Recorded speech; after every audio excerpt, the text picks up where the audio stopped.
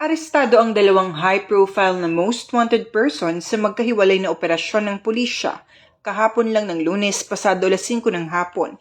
Ang isa dito ay nahuli sa kanyang tinutuluyang bahay sa Paner Street, Barangay Minyan, Norzagaray, Bulacan. Siya, si alias Lito, 54 anyos, nagtatrabaho bilang construction worker na nadakip ng warrant and subpoena unit ng Muntinlupa City Police Station bilang kanilang top 7 most wanted person. Isinilbi ang warrant of arrest laban sa kanya kaugnay ng paglabag sa Comprehensive Dangerous Drugs Act of 2002.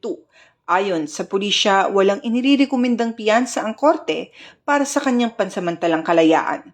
Samantala, timbog naman ang top 6 district level most wanted person sa kaparehong araw bandang 5:00 rin ng hapon. Ang suspect ay kinilalang si alias Edmar, 37 anyos at naaresto rin sa kanyang tinitirhan sa Chico Street, Masville, Barangay BF Homes, Parañaque City.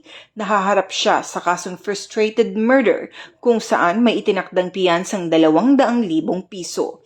Kapwa rin ipinaalam sa mga sospek ang kanilang mga karapatan bago dinala sa kustodiya ng pulisya para sa tamang dokumentasyon. Mula dito sa Southern Police District, ako ang inyong PNN correspondent, Patrolwoman Meritoni Veva, at ito ang bagong PNP para sa bagong Pilipinas, serbisyong mabilis, tapat at nararamdaman.